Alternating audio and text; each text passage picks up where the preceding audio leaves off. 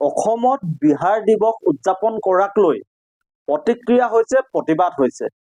অসমৰ খিলঞ্জীয়া গৰ্জননি অসমৰ সন্মানীয় মুখ্যমন্ত্ৰী হিমন্ত বিশ্ব শৰ্মা ডাঙৰীয়াই উপলুঙা হাছত প্ৰতিক্ৰিয়া ব্যক্ত কৰিছিল।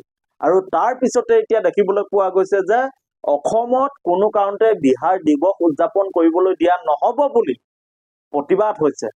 খিলঞ্জীয়াই গৰ্জন দিছে আৰু মুখ্যমন্ত্ৰীগৰাকীক হুংকাৰ দিছে আৰু কৈছে যে কোনো কাৰণতে অসমত বিহাৰ দিৱস পাতিবলৈ দিয়া নহ'ব। আৰু অসমৰ সন্মানীয় মুখ্যমন্ত্ৰীগৰাকীৰ প্ৰতিক্ৰিয়াৰ পিছতে ৰাইজৰ দলৰ সভাপতি তথা বিধায়ক অখিল গগৈ ডাঙৰীয়াই প্ৰতিক্ৰিয়া ব্যক্ত কৰিছে আৰু ৰাইজৰ দলৰ সভাপতিগৰাকীয়ে কৈছে যে অসমত অসম দিৱসে উদযাপন কৰা হ'ব। অসমত কোনো কাৰণতে বহিৰাগত উৎসৱ পতাটো উচিত নহয়।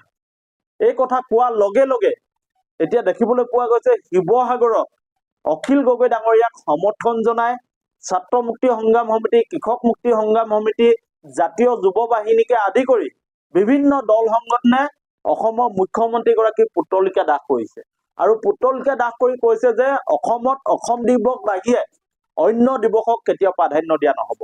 কোনো কাৰণতে বিহাৰ দিৱস অসমত পাতিবলৈ দিয়া নহ'ব। আজি আপোনালোকে চাওক, যদি আমি বহিৰাজ্যসমূহলৈ চাওঁ তেতিয়াহ'লে আমাৰ অসমীয়াত্বক কিমান গুৰুত্ব দিয়া হয়। আজি বহিৰাজ্য একাংশ লোকে হাঁহে, আমাক জংঘলী লোক বুলি কয়। আৰু আমাৰ যি গৌৰৱ, আমি অসমীয়াত্ব হিচাপে যি গৌৰৱ কৰোঁ, আমাৰ গৌৰৱজ্জ্বল ইতিহাসক ভৰিয়ে মোহাৰি প্ৰথমবাৰৰ বাবে অসমত এইখন চৰকাৰৰ পৃষ্ঠপোষকতাত বিহাৰ দিৱস পাতিবলৈ লোৱা কথাটো আমি হজম কৰিব পৰা নাই। আমি বিহাৰীসকলৰ বিদ্বেষী নহয়, কিন্তু স্পষ্ট কথা, অসমীয়াত্বৰ মান স্বাভিমান থাকিব লাগিব। আমাৰ মান স্বাভিমানক আওকাণ কৰি অসমত যদি বিহাৰ দিৱস পাতে বা অন্য কিবা দিৱস পাতে তেতিয়াহ'লে আমি অসমীয়া হিচাপে কেতিয়াও মানি নলওঁ। আমাৰ অসমত বিভিন্ন জাতি জনগোষ্ঠীৰ ভাষা বৰ্ণৰ মানুহ আছে, সকলোৱে মিলি আমি একতাৰে অসমীয়া পৰিচয় দিওঁ।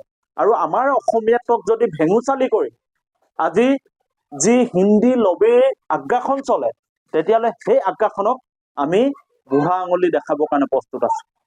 আজি অসমীয়াই যি ধৰণে গৰ্জন দিছে, অসমীয়াই একমুখে কৈছে যে অসমত অসমীয়াত্ব চলিব, কোনো কাৰণতে ইয়াত বিহাৰ দিৱস পাতিবলৈ দিয়া নহ'ব।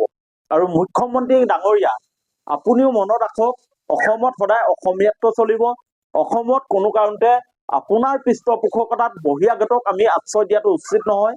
হয়, তেখেতলোকে অসমত সন্মান সহকাৰে থাকিব লাগিব, আমি কেতিয়াও তেখেতলোকক বিৰোধিতা নকৰোঁ, কিন্তু আমাৰ অসমীয়াত্বক তেখেতলোকে প্ৰত্যাহ্বান জনাই যদি তেখেতলোকৰ তেখেতলোকৰ লবি, বহিৰাগত যি লবি, এই লবিক যদি প্ৰতিষ্ঠা কৰিব খোজে, অসমৰ পৰা যদি সকলো তেখেতলোকে শেষ কৰি দিব খোজে, এই কথাবোৰ আমি কোনো কাৰণতে গ্ৰহণযোগ্য বুলি নাভাবোঁ। গতিকে খিলঞ্জীয়াই গৰ্জন দিছে, মুখ্যমন্ত্ৰীগৰাকীক প্ৰত্যাহ্বান জনাইছে আৰু কৈছে যে কোনো কাৰণতে অসমত বিহাৰ দিৱস পাতিবলৈ দিয়া নহ'ব। আপোনালোকৰ মতামতসমূহ জনাওক যে অসমত যি ধৰণে এই বিজেপি চৰকাৰ দিনত বিহাৰ দিৱস পাতিবলৈ তেখেতলোকে পৃষ্ঠপোষক ৰূপে এতিয়া আগ্ৰাসী ৰূপ লৈ ওলাই আহিছে, ইয়াক লৈ আপোনালোকৰ দৃষ্টিভংগী, আপোনালোকৰ মতামত কি আপোনালোকে জনাওক।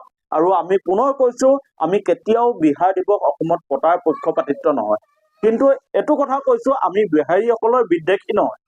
তেখেতলোকে মান সন্মান আৰু গৌৰৱেৰে অসমত জীয়াই থাকিব বা অসমত জীয়াই থকাৰ অধিকাৰ তেখেতলোকৰ আছে, কিন্তু অসমীয়াত্বক নস্যাৎ কৰি তেখেতলোকে অসমত জীয়াই থকাৰ অধিকাৰ নাই।